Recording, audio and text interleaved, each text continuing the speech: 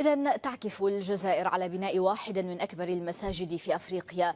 جامع الجزائر الأعظم صرح ديني يحوي مكاتب وجامعات، وفيه أطول مئذنة إسلامية في التاريخ أنشئ لمحاربة التطرف والتكفير والحفاظ على الوسطية في الدين. أسامة عبد النور.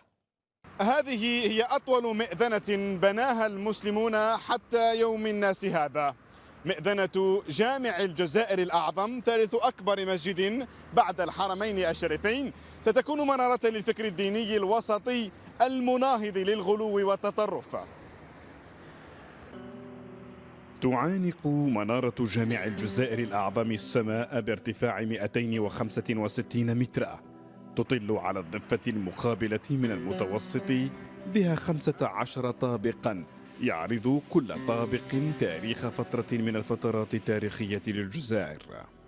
أنا أعتقد اعتقادا جازما أن هذا الصرح الديني وهذا الصرح الثقافي ليس فقط قاعة للصلاة كما يروج للبعض، بل هو منارة حضارية يكون يعالج التطرف، وخاصة أن اليوم المقاربة الجزائرية في ظل هذا العالم المتهالك بالصراعات الإثنية والصراعات الطائفية والصراعات الدينية سيكون له دورا بارزا سواء للضفة الشمالية أو للضفة الجنوبية بتفكيك هذه القنابل الموقوتة، قنابل التطرف والتطرف العنيف. يحتوي جامع الجزائر على جامعات ومعاهد ما بعد التدرج، به مكتبة مليونية وقاعة صلاة تتسع لنحو 120 ألف مصل، يستقبل حفظة كتاب الله من البراعم حتى الفرسان، ليغرس في نفوس النشء الوسطية في الدين ومحاربة التطرف والتكفير. هو الرهان أن يؤدي هذا الصرح دوره، لأن ليس العبرة بالبناء فقط، أن تبني جدران وتبني مباني ضخمة ثم لا تؤدي أدوارها الدينية والحضارية والروحية في المجتمع. نحن نراهن على هذا الصرح أن يكون منارة علمية، منارة للعالم الإسلامي، أن تقام فيه الملتقيات والندوات وتخرج منه الآلاف من أبناء العالم الإسلامي وستفد إليه خاصة في إفريقيا.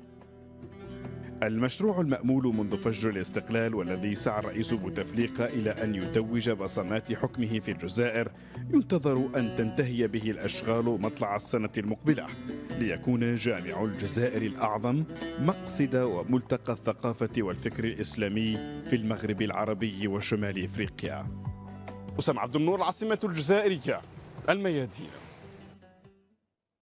يحتوي جامع الجزائر على جامعات ومعاهد ما بعد التدرج، به مكتبة مليونية وقاعة صلاة تتسع لنحو 120 ألف مصل، يستقبل حفظة كتاب الله من البراعم حتى الفرسان، ليغرس في نفوس النشء الوسطية في الدين ومحاربة التطرف والتكفير. هو الرهان أن يؤدي هذا الصرح دوره، لأن ليس العبرة بالبناء فقط، أن تبني جدران وتبني مباني ضخمة ثم لا تؤدي. إذن تعكف الجزائر على بناء واحد من أكبر المساجد في أفريقيا.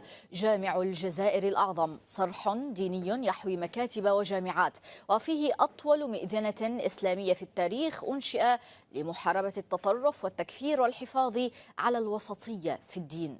أسامة عبد النور.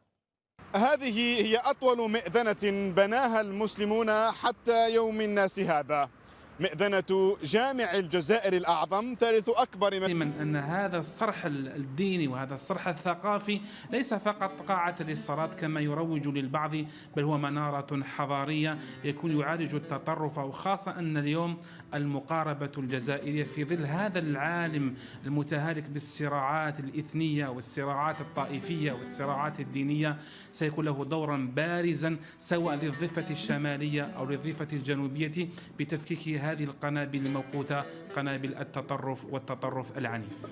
مسجد بعد الحرمين الشريفين، ستكون منارة للفكر الديني الوسطي المناهض للغلو والتطرف. تعانق منارة جامع الجزائر الأعظم السماء بارتفاع 265 مترا، تطل على الضفة المقابلة من المتوسط، بها 15 طابقا، يعرض كل طابق تاريخ فترة من الفترات التاريخية للجزائر. أنا أعتقد اعتقادا جازما أدوارها الدينية والحضارية والروحية في المجتمع. نحن نراهن على هذا الصرح أن يكون منارة علمية، منارة للعالم الإسلامي، أن تقام فيه الملتقيات والندوات وتخرج منه الآلاف من أبناء العالم الإسلامي وستفد إليه خاصة في إفريقيا. المشروع المأمول منذ فجر الاستقلال والذي سعى الرئيس بوتفليقة إلى أن يتوج بصمات حكمه